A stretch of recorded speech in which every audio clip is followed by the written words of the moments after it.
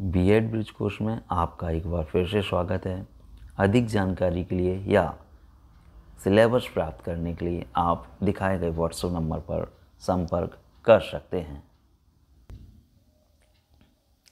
आज की इस क्लास में हम लोग देखने वाले हैं बीएड ब्रिज कोर्स का मॉड्यूल 523। 523 का मतलब है क्लास थर्ड, और क्लास थर्ड की ये जो क्लास है 25 नंबर की क्लास है। सिलेबस पूरा तैयार होगा और आपको पूरा सिलेबस मिल सकता है पीडीएफ फॉर्म में। आप इस व्हाट्सएप नंबर पर कांटेक्ट कर सकते हैं। पास होने के लिए आप हमारा व्हाट्सएप ग्रुप ज्वाइन कर सकते हैं। शिक्षकों के लिए 6 महीने का अनिवार्य ब्रिज कोर्स आपको करना है। आज का पहला इम्पोर्टेंट क्वेश्चन है जो कि लघुत्तरी प्रश्न है, जो कि आपके एग्ज़ाम में 5 अंक का आएगा, तो इसे आप ज़रूर देखें और नोट्स भी बनाते चलें। पहला क्वेश्चन है, सामुदायिक संसाधनों का अधिगम में महत्व स्पष्ट कीजिए। सामुदायिक संसाधनों का अधिगम में महत्व स्पष्ट कीजिए। चलिए सीखते हैं इसका आंसर। शिशु का जब जन्म लेता है या शिशु जब जन्म लेता है तो वह कुछ जन्मजात प्रवृत्तियों को साथ लेकर जन्म लेता है। जैसे जैसे वह बड़ा होता है वह समुदाय के समीप जाता है। ऐसा माना जाता है कि समुदाय होगा वहाँ के बालक भी वैसे ही होंगे, मतलब जैसा समुदाय होगा वहाँ के बालक भी वैसे ही होंगे। समुदाय से बालक प्रत्यक्ष और अप्रत्यक्ष रूप से बहुत कुछ सीखता है। उदाहरण के लिए, यदि समुदाय के लोग एक दूसरे के साथ भाईचारे की भावना, आदर सम्मान की भावना, सहयोग की भावना नहीं रखते हैं तो बालक के व्यवहार में भी वही बातें झलकती हैं। इसलिए समुदाय जैसा होगा वहाँ की पीढ़ी वैसी होगी। इसीलिए समुदाय के व्यवहार के अनुरूप की भावी पीढ़ी का निर्माण होता है। यानी कि बच्चे के आसपास का माहौल, समुदाय जो जैसा होगा वैसे ही वहाँ की पीढ़ी का निर्माण होता जाएगा, क्योंकि समुदाय बालक के अधिगमों का विद्यालय है। क्योंकि जो समुदाय है ना, बालक के अधिगमों का विद्यालय है। समुदाय बालक के संपूर्ण विकास में महत्वपूर्ण भूमिका निभाता है। इसीलिए प्रत्यक्ष अनुभव प्राप्ति के लिए समुदाय संसाधनों द्वारा अधिगम प्रदान करना बहुत महत्वपूर्ण है। अतः हम कह सकते हैं कि वास्तव में बालक समाज का आईना है।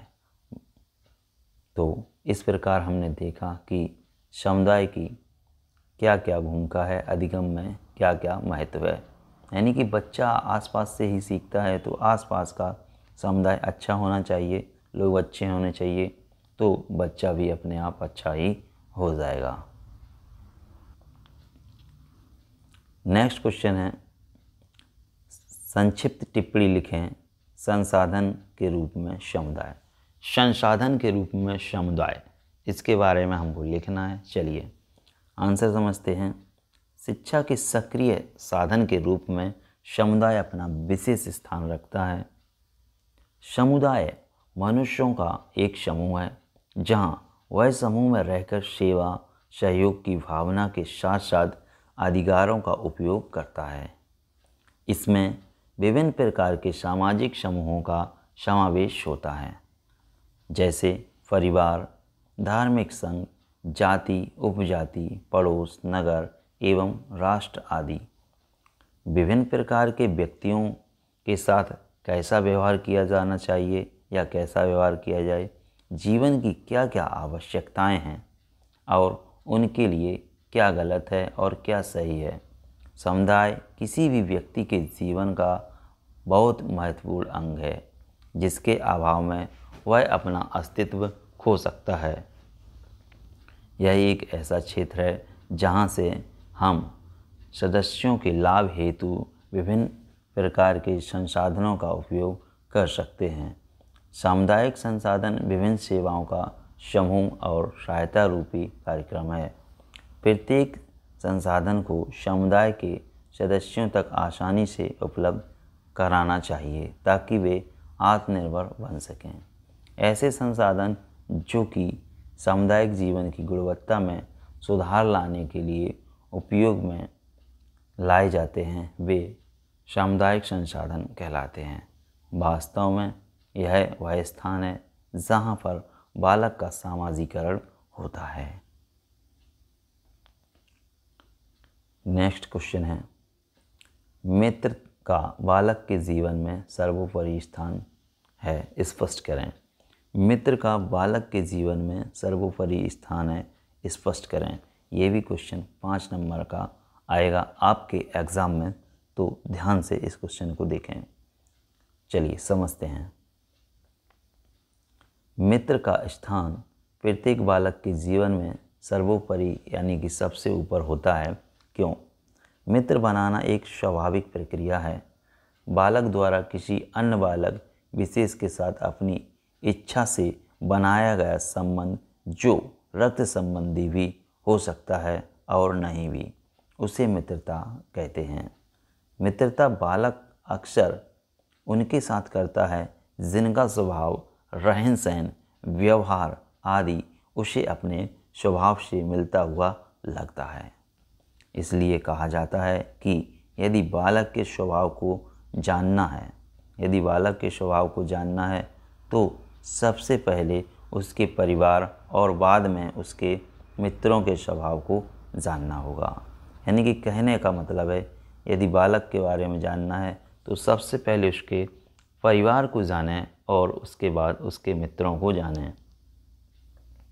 मित्र के साथ वह अपनी अधिकांश बातें बांटता है। मित्रों के साथ रहकर उसमें सहयोगिता, नेतृत्व इत्यादि की भावना का विकास होता है। और समझिएगा, मित्र अधिगम संसाधन से बालक बहुत कुछ सीखता है। जैसे नंबर 1, मित्रों के साथ रहकर ही बालक में सहयोगी की भावना उत्पन्न होती है। बालक अपने मित्रों के सहयोग से ही सामूहिक खेल खेलता है। नंबर 2, मित्रों के साथ ही बालक प्रतियोगिता का ज्ञान प्राप्त करता है। वह खेल द्वारा ही प्रतियोगिता की भावना लाता है एवं जीतने का प्रयास करता है। नेक्स्ट है, मित्रों से बात करके बालक को अपने आसपास के समाज में घटित होने वाली घटनाओं की जानकारी प्राप्त होती है। अगला नंबर है, मित्र विभिन्न वर्ग एवं धर्म के हो सकते हैं जिनके साथ रहकर बालक अन्य धर्मों के रीति रिवाजों एवं त्योहारों की जानकारी प्राप्त कर सकता है। तो हमने क्या सीखा समझते हैं शॉर्ट में।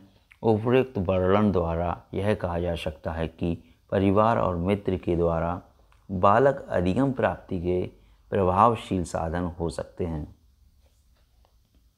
इन दोनों को अधिगम प्राप्ति के स्रोत के रूप में अपनाया जा सकता है, जिसका प्रयोग शिक्षक अपने शिक्षण के दौरान कर सकता है। विद्यार्थी अपने अनुज, अग्रज, परिवार, मित्र के माध्यम से भी विभिन्न क्रियाकलापों को सीखते हैं और सीखे ज्ञान का अनुप्रयोग उनके साथ करता है। तो हमने यहाँ पर एक बहुत ही इम्पोर्टेंट क्वेश्चन समझ लिया है।